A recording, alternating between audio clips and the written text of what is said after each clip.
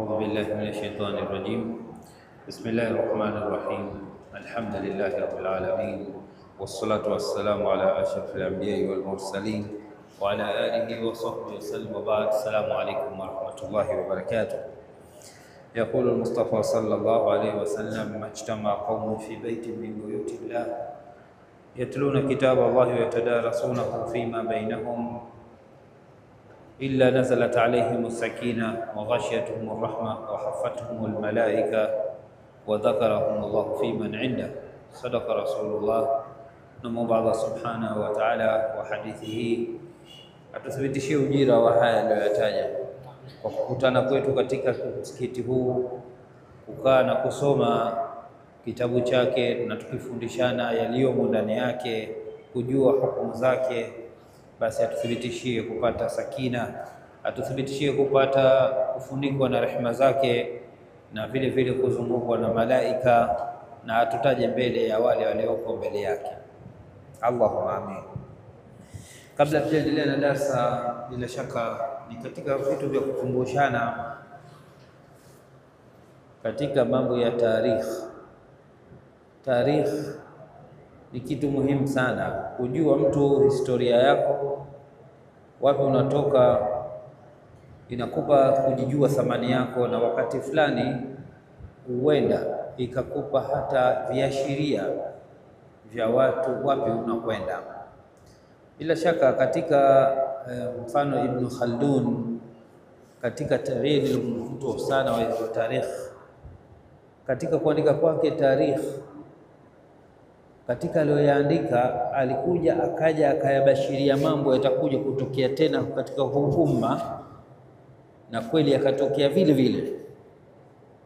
Kwa hiyo kusoma tarikh, mbali na kujua historia yako na thamani ulionayo kuja kuilinda, bali huenda Mwenyezi Mungu akakufungulia kwa kusoma kule mbele nini kitatokea.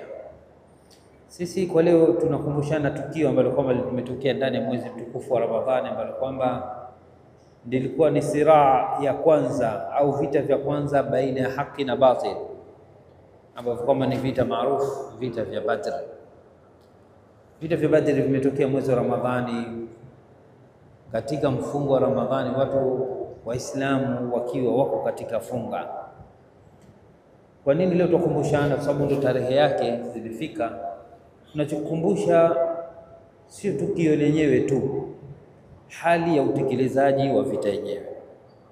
Hapo ulipo wewe, wajiona umechoka, wajiona huna nguvu, wajiona yani funga ni kitu kikubwa kimekufanya wewe usifanye hata mambo mazito, lakini wenzetu walipigana katika vita ambavyo kwamba ratio baina ya majeshi mawili ilikuwa kubwa tofauti yake, kuanzia idadi mpaka udda, idadi mpaka nyenzo zile za kupigana, kuanzia idadi ya watu 314 waliokuja nao Waislamu mpaka huwa wanapigana na watu 1000.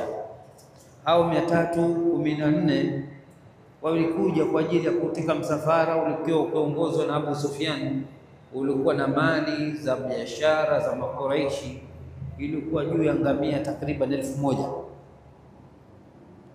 Bakabadilika kwamba Abu Sufyan kwa hikma aliyokuwa nayo na yani aina fulani ya utambuzi, akaweza kubadilishia msafara njia, ukapita njia nyingine na ukasalimika. Lakini vita bado vikasimama kwa upande wa pili wa makafiri, walishaamua hivi ni vita. Sasa watu 314 waliokuja kuteka msafara wa biashara usiokuwa na silaha, isipokuwa silaha za kujilinda ndogo ndogo, tofauti na jeshi lilojiandaa kuja kupigana vita. Lakini bado Waislamu walishinda, na hawakushinda wao kwa sababu ya idadi, walishinda kwa nguvu ya imani. Kuanzia kwanza Mwenyezi Mungu aliwapa nguvu, akawaletea kila aina ya nusra, kuanzia mpaka wao wenyewe mpaka kuletwa wasiokuwa wao, nao ni kushushwa kwa malaika. wao Mwenyezi Mungu aliwajalia mpaka kuwa yani akawapa usingizi mzito ambao kwamba uliwaondoa machovu yao na kuamka na ari mpya, na Mwenyezi Mungu akaleta mvua mpaka eneo lile ambalo kwamba walikuwa wao likawa thabiti, halina mchanga unaowachosha watu. Lakini mwisho yote na kubwa na hilo ndo zaidi, kushushwa kwa malaika kuja kuwaunga mkono kwenye vita. Hii ndio mahali ambapo tunapataka tupazingatie kwamba imefika daraja ya wenzetu ya imani kwamba wameshushwa malaika kuwasaidia kupigana. Sio mahali pake leo kulizungumza hili la Badr, lakini tukumbushane kwamba kipindi hiki vita vya Badri vilipiganwa na kuna durusi nyingi mno zatakiwa tu tunajikumbusha kupitia matukio kama haya. Ukiambiwa huyu alikuwa sahabi kwamba ni sahaba, bado ana sifa kama ulizo nazo wewe kama binadamu tu. Mtume peke yake ndio huwezi kuwa kama yeye, kwa sababu Mwenyezi Mungu kamchagua na Mwenyezi Mungu kamlinda na kamleta pale alipomleta. Lakini wewe una tofauti yoyote hata na Abubakar? Lakini Abubakar ka achieve nini, kafanikiwa nini makubwa, mpaka Mtume sallallahu alaihi wasallam akasema kwamba lau inapimwa imani ya Abubakar na imani ya watu wote, bado imani ya Abubakar ingekuwa iko zito zaidi. Sasa yule sio majaliwa, kafanya jambo.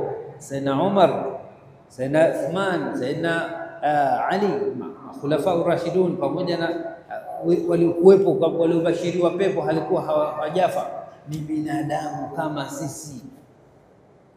Hakuwa hawa labda ni watu special, la, lakini walipita katika madrasa ya Mtume sallallahu alaihi wasallam.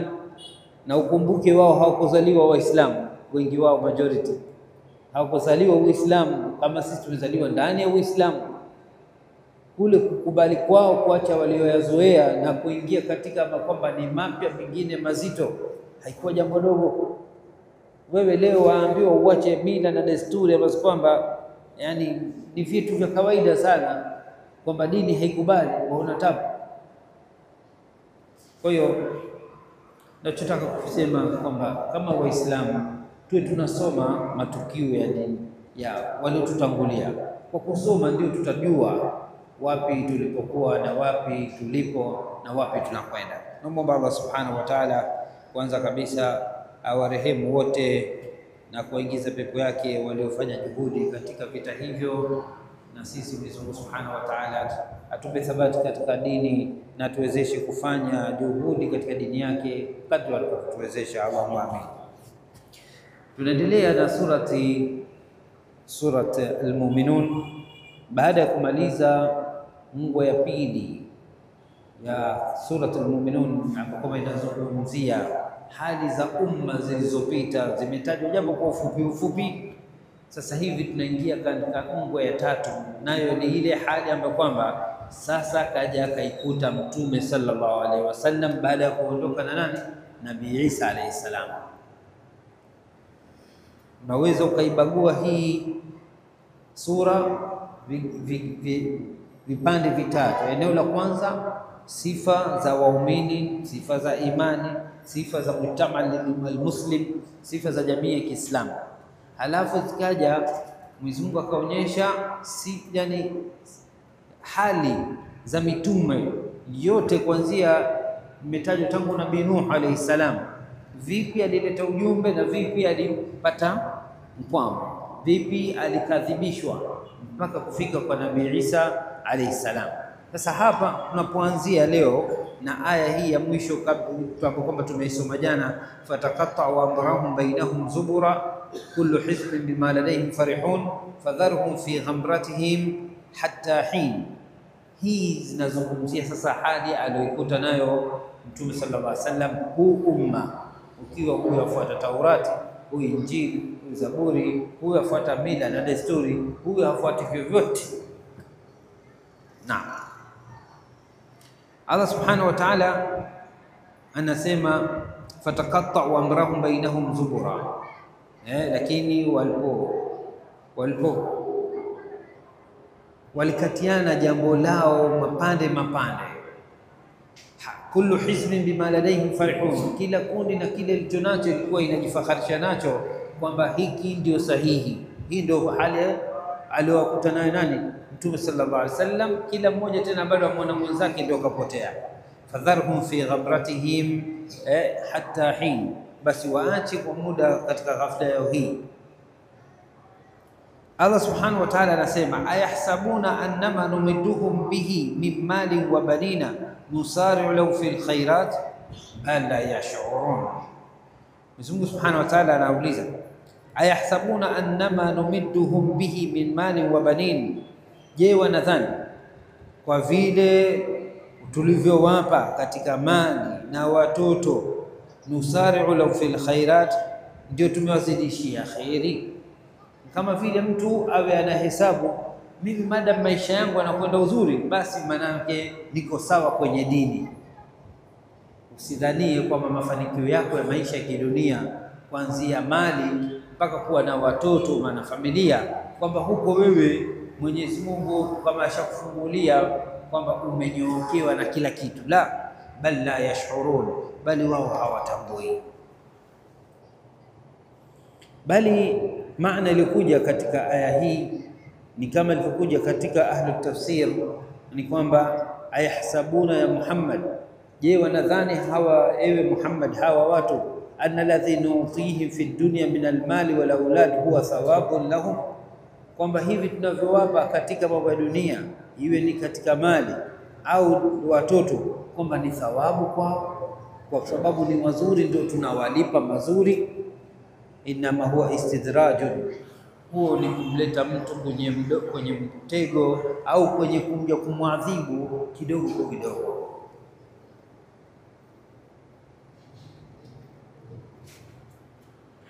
Bal la yash'urun, bali wao hawatambui. Ai anna dhalika fitnatan lahum wa istidraj, hawatambui kwamba hiyo kupewa mali na watoto ni fitna kwao, na kwamba wao wanapelekwa katika kukamatwa na kunyakuliwa na adhabu ya Mungu.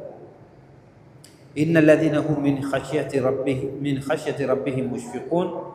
Hapa Mwenyezi Mungu Subhanahu wa Ta'ala, baada ya kutaja wale makafiri, sasa nataja hali za waumini waliokuja kumkubali Mtume Muhammad sallallahu alaihi wasallam. Wana hali gani? Ni tofauti na hao. Mwenyezi Mungu anasema, innal ladhina hum min khashyati rabbihim mushfiqun, hakika wale ambao kwamba kutokana na kumuogopa Mwenyezi Mungu ni wenye kunyenyekea.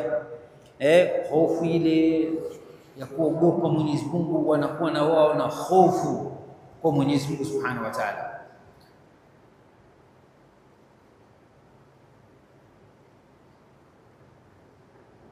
Walladhina hum biayati rabbihim yu'minun, na wale ambao kwamba ishara za Mola wao mlezi ni wenye kuziamini. Walladhina hum bi rabbihim la yushrikun, na wale ambao kwamba Mola wao mlezi hawamshirikishi na chochote. Walladhina, na wale ambao kwamba yu'tuna ma ataw wa qulubuhum wajilatun annahum ila rabbihim raji'un, na wale ambao kwamba wanatoa kile ambacho kwamba wamepewa na Mwenyezi Mungu, huku nyoyo zao zikiwa zinaogopa. Ila annahum ila rabbihim raji'un, kwamba wao kwa Mola wao mlezi ni wenye kurejeshwa. Katika aya hii ni kwamba katika hadithi iliyopokelewa na Imam Tirmidhi kutoka kwa Bibi Aisha radhiallahu anha, mke wa Mtume sallallahu alaihi wasallam, kwamba alimuuliza Mtume sallallahu alaihi wasallam kuhusu aya hii, walladhina yu'tuna ma ataw wa qulubuhum wajila. Qalat Aisha, alisema Bibi Aisha kumuuliza bwana Mtume, ahumu alladhina yashrabuna alkhamra wa yasriqun, je, ni watu walevi hawa alafu huko pia ni watu waizi wanaoiba? Qala, Mtume akamjibu kumwambia, ya bint Siddiq, walakinahum alladhina yasumuna yusallun, ni wale ambao kwamba wanafunga, wanaswali, wayatasaddaqun, na wanatoa sadaka. Wa hum yakhafuna alla yuqbala minhum, huku wakiogopa isije ikawa haikubaliwi sadaka yao, funga yao, swala yao, au kwa jumla haikubaliwi ibada yao. ulaika alladhina yusari'una fil khairat, au ndio ambao kama wanakimbilia khairi daima, kwa sababu ile hofu yao daima naona hapana, nilichokifanya hakinitoshi. Ukifika mahali mtu ameona nimefanya mengi, ukimwambia jambo asema wajua nimeshafanya mengi, huyo bado hana hofu na adhabu na Mwenyezi Mungu Subhanahu wa Ta'ala, bali mwenye hofu yani mpaka anayoyafanya haya ya lazima, swala yake, funga yake, mpaka sadaka, ana wasiwasi Mwenyezi Mungu ataikubali.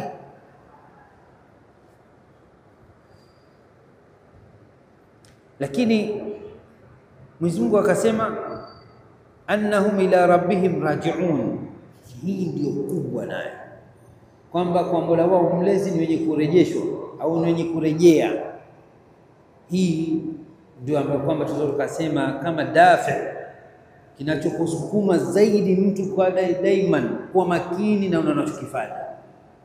Bila shaka kwa mifano ya kibinadamu ya kawaida, wakati unaendesha, Mwenyezi Mungu atusalim salama sote, iwe ni baskeli iwe ni pikipiki, unapokuwa wewe hujawahi kupata ajali yoyote ya pikipiki au ya baskeli, ni tofauti kabisa utakapokuwa kuna siku kama vile kuifanya wewe mwenyewe, basi wewe umeishuhudia na ukaona yale makubwa, basi wewe ni tofauti kabisa. Hali siku lile jambo likikutokea, ule mzinga ukakupiga na ukatoka miguu imekatika, maumivu hulali wiki nzima, na gharama zikakutoka, na huku mambo yako yakaharibika, uendeshaji wako baada ya kupona utakuwa tofauti.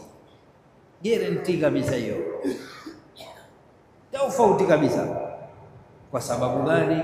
Umekuwa na yakini na matokeo ya kutokuwa makini kwenye barabara, umekuwa na yakini sasa. Lakini leo kwa nini bado mtu haogopi matokeo ya amali zake?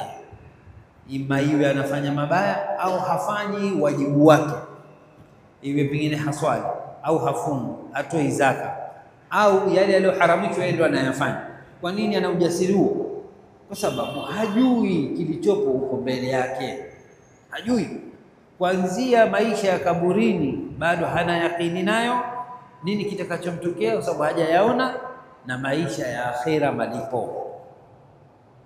Kama lau utakaa na kusoma nini kilichopo kwenye kaburi lako na nini kitakuwa katika shimo la moto, basi ungekosa usingizi. Kama utasoma hivyo vitu usiku, unaweza ukakosa usingizi. Sasa hali hii ndio waliokuwa nayo masahaba, hali hii ndio waliokuwa nayo masahaba, hali hii ya kuwa na hofu na huku wana shauku. Maana vyote viwepo, khaufan wa tamaan. Una hofu na una tamaa. Hofu inakuzuia wewe na kufanya makosa, lakini tamaa, hali ya kibinadamu, unapokuwa unaona hii ndio hali yangu ya mwisho, unatamani matokeo mazuri. Na ndio maana masahaba walikuwa wanalilia kwenda kupigana vita, pamoja na kwamba vita ni majalio kurudi, wanatafuta kuwa afe mtu shahidi.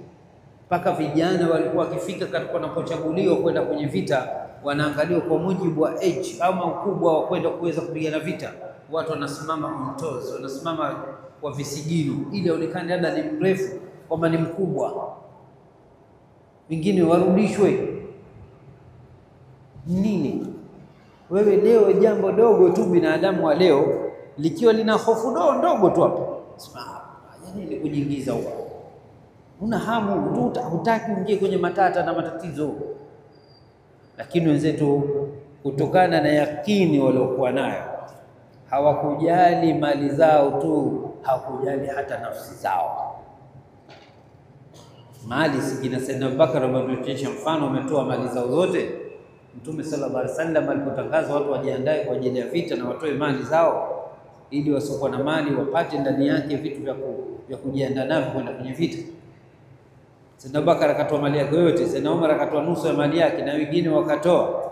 Hiyo ni mali, lakini wao wenyewe hawakubaki nyuma Madina, bali walitoka kwenda kupigana. Kwa hiyo ni mali na nafsi, kwamba hivi leo sisi hivyo vyote kwetu vigumu.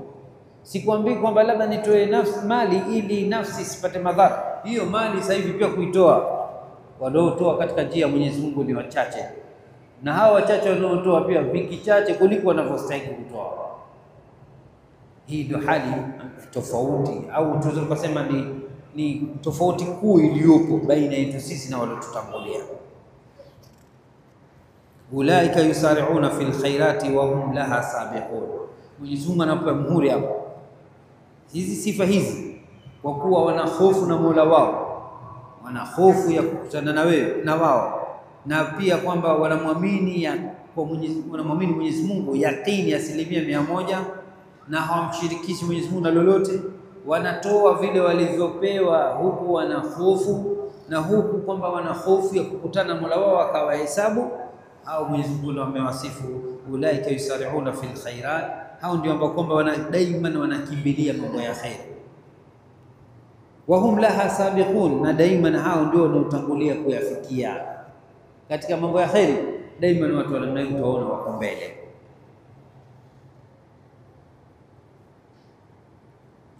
Wala nukallifu nafsan illa wus'aha, wala hatuikalifishi nafsi isipokuwa kwa uwezo wake. Waladaina kitabun yantiqu bilhaq, na sisi na kitabu ambacho kwamba kinasema ukweli. Wa hum la yudhlamun, na wao si wenye kudhulumiwa.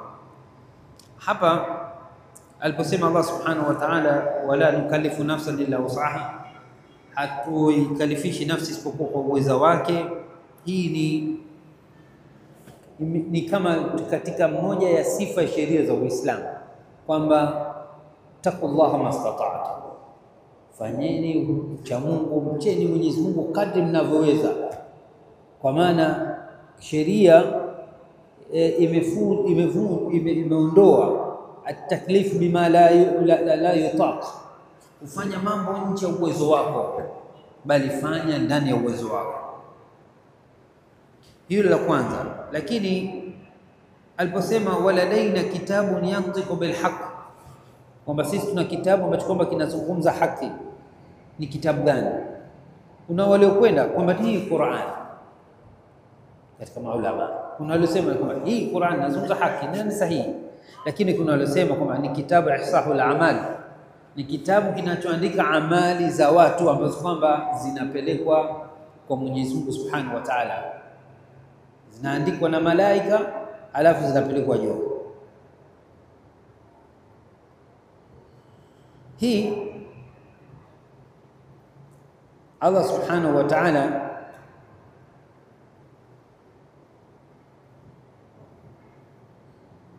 amekisifu kwamba ni cha haki. Wategemea nini kutoka kwa Mwenyezi Mungu? Chochote kutoka kwake zaidi ya haki. Wategemea nini? Ikiwa ni mtu mwenye shaka kwa upande, ikiwa ni kwa tafsiri ya Qur'an, Mwenyezi Mungu katika siku zote katika Qur'an utaona kwamba kaleta vielelezo vingi vinavyothibitisha uhalali wa maneno yake yaliyo kwenye Qur'an. Hiyo la kwanza.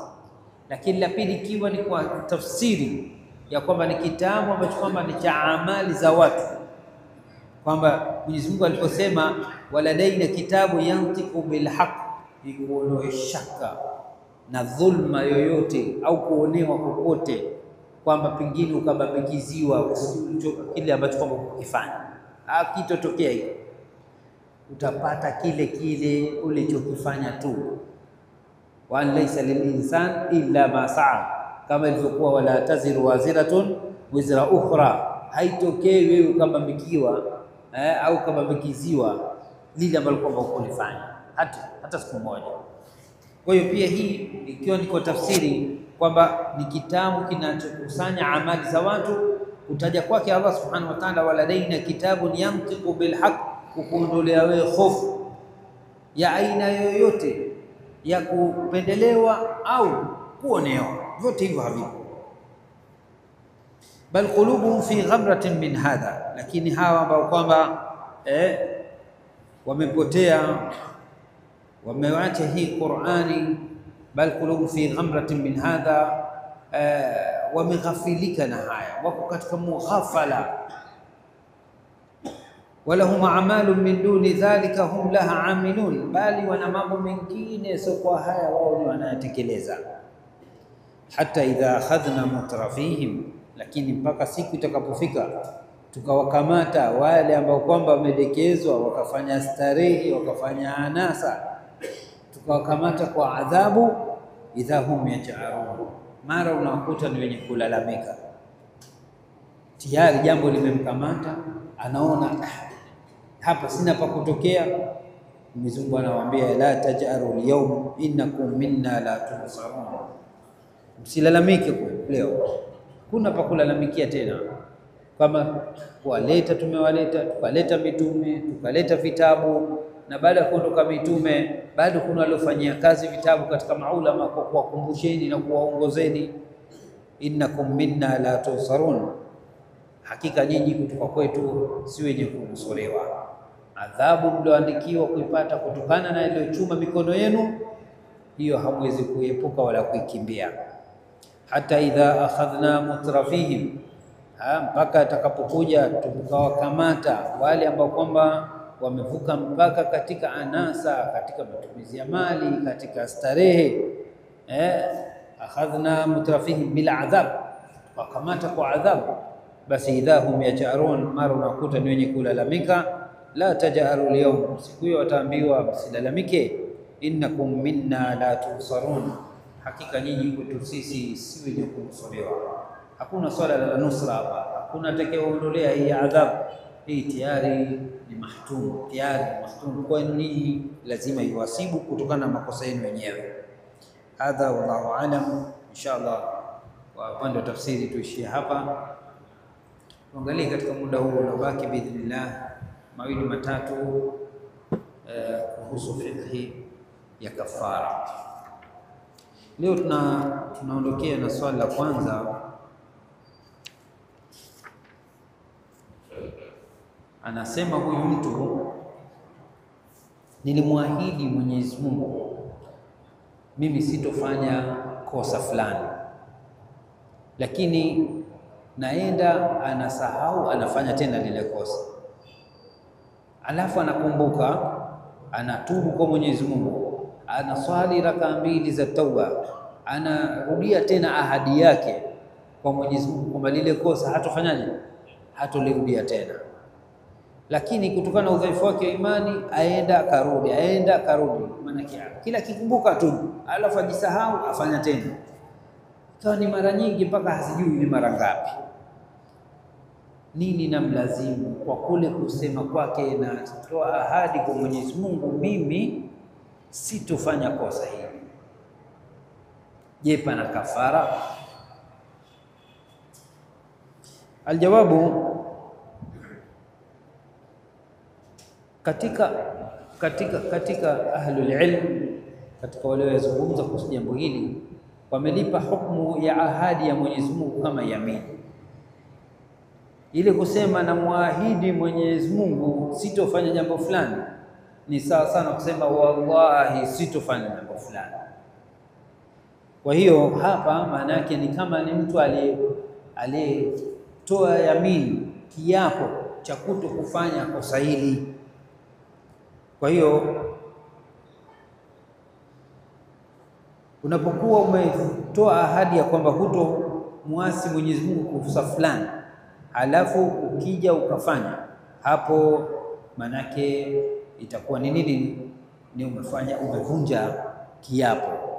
Lakini je, hiki kiapo ulichokivunja kafara yake ni kafara ndogo mursala au mughalladha au kafara kubwa? Sisi tumeelewana? Ni kama kafara ya makosa makubwa au kafara ya ile ya kuwapa kiapo cha kawaida au ahadi fulani kwamba nitafanya usifanye tu, hapo kwamba ni kulisha maskini 10 au kuwavisha au ufunge siku 3 ukiwa kuyaweza au ya juu, au itakuja kafara kubwa nayo ni kuacha mtumwa huru, kama huwezi ufunge miezi 2 mfululizo, au kama huweza ndio ufanyeje, ulishe maskini 60. Si tumeelewana? Kwa ahadi hii ipi ndio kuwa kafara yake? Kuna wale kwenda kwamba ni kafara dogo mursala. Wengi katika wale maulama wako wamekwenda na fikra hii na katika kila madhehebu ipo fikra hii, ipo rai hii. Kwa hiyo hapa itakuwa imma atalisha maskini 10 au atawavisha au atamwacha mtumwa huru. Akikosa hapo ndo atafunga siku hizo 3. Lakini kuna maulama wamekwenda kwamba kule kumpa ahadi Mwenyezi Mungu alafu ukamkhalifu ahadi yake hakuliona kuwa ni dogo, wameliweka kama ni kubwa. Kwa hiyo utalipa kafara kubwa. Wameipa hukumu kama vile ya dhihar. Dhihar ni ile kumwambia mtu mke wake, wewe kama ni mgongo wa mama, kwa maana kama vile anamharamishia kumfanya ni haramu kukaa naye kimke, kama ilivyokuwa haramu kwake kukaa kimke na nani, na mama. Hapo kwamba hukumu yake au kafara yake ni kule kuacha mtumwa huru, kufunga miezi 2 mfululizo na kuacha maskini, kulisha maskini 60. Sasa hawa wameweka kwamba illa yake ni ile mukhalafati al-ahd au amr, yani kule kukhalifu kwako wewe ahadi ulioitoa kwa Mwenyezi Mungu Subhanahu wa Ta'ala, ni kama vile umeipa hukumu na dhihar, ambapo kwamba pale umekhalifu wewe asli aliyoiwekea Mwenyezi Mungu Subhanahu wa Ta'ala kwa mke wako, ukaiweka kama vile ni ya mama. Ala kulli hali wakaipa hukumu hii, isipokuwa kuna tofauti kidogo. Kafara ya dhihar, kafara ya kumfanya mke wako sawa sawa na mama yako, wewe huna khiari, lazima kwanza utafute nini? Uache mtumwa huru. Ukiwa utashindwa ufunge miezi 2 mfululizo. Ikiwa utashindwa ndio uachie maskini, ulishe maskini 60. Lakini inapokuwa wewe umetoa ahadi ya Mwenyezi Mungu hutofanya kosa na ukalifanya, kafara ikiwa ni mughalladha hii, basi huku unakuwa na khiari, unalifanya lilokuwa jepesi kwako, hailazimishi. Kwa kuwa mtumwa huru hakuna, imebaki hii ufunge siku 60 au ulishe maskini 60, yoyote utakayochagua ni sawa. Lakini ikiwa ni katika hukumu ya dhihar, una khiari, kwanza lazima uanze na nini? Na kufunga siku 60. Ukishindwa ndio uende kulisha maskini 60. Nafikiri iko wazi. Swali la pili, huyu bwana anasema nimeapa kwa Mwenyezi Mungu siturudia maasi fulani ambayo kwamba alikuwa akiyafanya, na akasema na muahidi Mwenyezi Mungu kwamba sitorudia katika maasi haya, na nikirudi nitatoa sadaka takriban milioni 30. Anasema nitatoa sadaka milioni 30. Bahati mbaya akaingia na waswasi, tashwishi ya shetani, akarudia mara ya pili, akaweka ahadi tena, akatubu na akaweka ahadi, nikirudia nitalipa milioni 30. Akaenda akajisahau, akarudia mara ya 3, akaweka ahadi mara ya 3, akaenda mara 4, ahadi hizo 4. Lakini sasa akaenda akafika mahali akatubu taubatan nasuha kweli. Sasa anauliza, je, kwanza nini hukumu ya hii kafara? Kwa sababu katoa ahadi kwamba asifanye kosa. Je, itakuwa ni kafara gani? Kafara ndogo au kubwa? Na je, kwa vunja mara hizo 4, je, kafara itakuwa 1 au zaidi ya 1 kwa mujibu wa ile makosa aliyofanya? Hilo swali ni la kwanza. Tukianza na hilo la kwanza kabisa, Kafara tumesema ipo, kwa sababu kuvunja ahadi ya Mwenyezi Mungu kama vile kuvunja yamini, kiapo. Lakini wengi wa maulama kwamba hapa kafara ni ile nzito, isipokuwa wachache ambao kwamba wameona kwamba ipewe kafara ya kiapo tu, ile ya mursala ya kulisha maskini 10 au kuwavisha. Ukiwa utashindwa hayo, ndio ufunge siku ngapi? 3. Kwa hiyo kafara kwa kifupi ipo, kafara ipo. Sasa zote mbili zipo hizo. Jamhuri ulama, jamhuri ahlul ilm wanaona hii kafara kubwa, ufunge siku 60, ukishindwa ulishe maskini 60. Na kuna waliokwenda na ile rai ya pili ambayo kwamba ndio takhfif kidogo, ambapo kwamba hata yeye shekhe anaipa nguvu zaidi. Yeye kwa upande wake anahisi hii ya kupewa kafara kama ya kiapo tu ndogo ya kulisha maskini 10 au kufisha maskini 10 au kishindo ndio ule ufunge siku 3, yeye kwake anahisi kwake imestulia zaidi. Sasa je, iwe zote yote tumeitumia katika mojawapo, iwe ni mughalladha au mursala, je kila kiamini aliyoiharibu ina kafara yake? Maana kikaharibu mara hizo 4, je atalipa kafara 4 au itamtosha moja tu? Na bila shaka ndio maana ikaiko kafara, ndio maana ikaiko kafara na ikaiko adhabu. Kwa hiyo rai zote mbili zipo kwamba likuli yamin kafara, kila ahadi ile aliyoharibu ataitolea kafara yake na jitegemea. Lakini hipo pia kwamba kafara moja inatosha. Bado hilo swali la pili, kafara moja itatosha kufuta yote, na hii ndio kama iko nyepesi zaidi kumsaidia yule mwenye kutubu. Sasa tunakuja ile swali la pili kuhusu fedha. Fedha akasema kila mara kwamba atalipa milioni 30, kavunja kiapo au ahadi mara hizo 4. Je, atatoa zote milioni 120? Nini hukumu yake?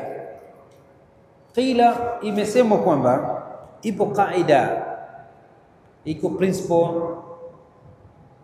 mbele ya maulama kwamba ukijilazimisha nafsi yako na chochote, sheria inakukamata, inakulazimisha. Ukisema mimi nitafanya jambo hili, ukisema tu wallahi mimi jambo hili nitafanya, imeshakulazimu wewe kufanya, si ndio? Kabla hapo, kabla kujilazimisha, hakuna aliyekulazimisha. Ndio maana ipo hiyo kaida, man alzama nafsahu shay'an alzamnahu iyyah. Mwenye kujilazimisha mtu na kitu chochote tutamkamatia yeye, tutamlazimisha kifanye. Mimi mwenyewe kwa khiari yako. Na ndio maana hata hii principle hii, kaida hii inakuja baadhi ya maulama kwenye funga ya sunna ya kawaida. Umeamka tu asubuhi leo, acha nifunge alfajiri ile kabla ya swala, umetia nia, kwa sababu nia ya sunna ni kabla ya kuingia alfajiri. Wewe umelala naye kwamba kesho mimi nafunga. Sunna yenyewe ni khiari. Maulama wakatofautiana, utakokuja mtu kwamba umeona ufungue, yafaa haifai, yafaa haifai.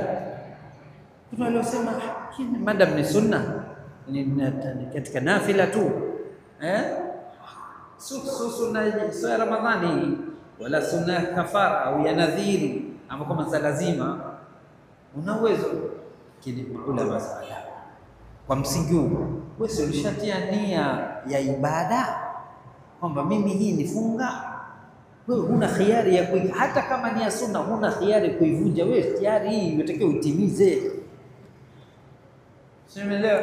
Ni kama vile useme mimi naswali sunna ya labda tahiyatul masjid au sunna yoyote rak'atain mbili, afu kisha raka ya kwanza tu acha nikate niondoke, yaenda hiyo hindi pale, atakuwa lazima imalize ile. Kwa hiyo hii ni rai ya kwanza kwamba madam wewe ulitoa ahadi hiyo, basi inakukamata, inabidi uzitoe zote. Hiyo ya kwanza. Wakila, hii kauli ya pili ina takhfifu sana, kwamba yajzihi ayukaffira kafarati yamin, inakutosha bila hata hizo hela, kwamba ile ukitoa kafara ya kiapo basi mambo mengine yote yameanguka. Ukishatoa tu kafara ya kiapo mambo yote yameamia. Na hii pia nayo ni ruhusa, maulama wengine wameichukua kumpa takhfifu yule ambaye kwamba alikuwa katika hali ngumu kama hii. Swali jingine, kuna kitu kinaitwa kafaratun ihtiyatiyya, kafara ya kuondoa wasiwasi, ya kuweka akiba fulani. Wazee wengi unawakuta wanaandika katika wasia wao, wazee wa zamani, mashaallah, Mwenyezi Mungu warehemu katika wema wao, unakuta kwamba nikifa nilishe maskini 60 kama kafara ihtiyatiyya. Mashaallah, hii nini hukumu yake? Ipo? Naam. Swali la kwanza, na swali lake anauliza nini hukumu ya mtu ambaye kwamba amefariki katika ajali. Sasa warithi wake baada ya kuwafikiana kwamba wameona bora wamwajiri mtu wampe fedha kuhusu kafara yenyewe iwe ni kwa kufunga miezi miwili mfululizo, na yule atakayefunga atalipwa kutokana na mali yake yule bwana. Na hii ni kabla ya kufanya mirathi, watatoa kwenye pesa za mali za marehemu, lakini hakutoa huo wasia, haupo, hakuandika kwenye wasia. Ni hawa warithi wamemfikiria tu baba yao. Sasa wengine wakataka kutoa kwenye mali yake, aajiriwe mtu kwenda kufanya umra na haji, sababu hakuwahi kufanya. Lakini utambue kwamba katika hii mali kuna watoto wadogo ambao kwamba ni mayatima. Nini hukumu ya kesi kama hii? Ama kafara, tukija kwenye kafara yenyewe, si ubaya kumtolea sadaka kama ya kafara mzazi au maiti, lakini baina ya kumwajiri mtu afunge siku 60 na kutoa chakula kwa ajili ya kulisha maskini 60, ipi aula zaidi? Chakula. Ibada yoyote na hui ambayo kwamba inataadda ila alghair, sadaka inayokwenda kwa mtu mwingine, manufaa kwa mtu mwingine, hiyo ibada ni bora zaidi. Chochote ambacho kwamba kinakwenda maslahi kwa watu wengine, manufaa kwa watu wengine zaidi, basi hiyo ibada inakuwa bora zaidi. Kwa hiyo ni aula kama kuifanya hiyo kafara, basi tuifanye kafara ya kulisha, sio ya kufungiwa miezi miwili. Kwa hiyo tulishe maskini 60. Lakini haji na umra yake hakuna ubaya akafanyiwa. Lakini sasa vitu vyote hivi ni kwamba hakuvihusia. Madam hakuvihusia, hawa wanamfanyia kwa khiari zao, haiwalazimu. Na madam haiwalazimu, pana watoto wadogo wale ambao kwamba ni yatima, hawana uwezo wa kujitolea maamuzi ya matumizi makubwa kama haya. Nini kitafanyika? Kitakachofanyika, itagaiwa mirathi, kitatolewa nasibu au haki za wale warithi ambao kwamba wako chini ya baleghe au wako katika uyatima. Baada ya hapo sasa ndio warithi ambao kwamba wamebaki zitoke nasibu zao, fedha za nini, za kulisha maskini 60 na fedha za kwenda kufanya hija na umra yake. Kwa hiyo hizi zitatolewa, fedha hizi madam hazikuwa kwenye wasia, zitatolewa kwenye mafungu ya wale wenye akili zao ambao kwamba wangeweza kupewa mali zao hapo hapo, ama wale ambao kwamba wangekuwa bado wanaendelea kuhifadhiwa, ambao ni mali mayatima, wale pesa zao hazitokuuzwa. Hadha wallahu a'lam. Namuomba Allahumma ij'al jam'ana hadha jam'an marhuma wa tafarruqana min ba'di tafarruqan wahidan mansuma wa la tadafina wa la min bainina shaqiyyun wa la mahruma. Allahumma ij'al al-Qur'ana rabi'a qulubina wa nura sudurina wa jala'a ahzanina wa dhihaba humumina wa humumina arhamar rahimin. اللهم علمنا منه ما جهلنا وذكرنا منه ما نسينا وارزقنا تلاوته وحفظه وحسن تلاوته آناء الليل وأطراف النهار على الوجه الذي يرضيك عنا برحمتك يا ارحم الراحمين. ربنا آتنا في الدنيا حسنة وفي الآخرة حسنة وقنا عذاب النار. سبحانك اللهم وبحمدك نشهد أن لا إله إلا أنت نستغفرك ونتوب إليك. وصلى الله وسلم وبارك على سيدنا محمد وعلى آله وصحبه وسلم. الحمد لله.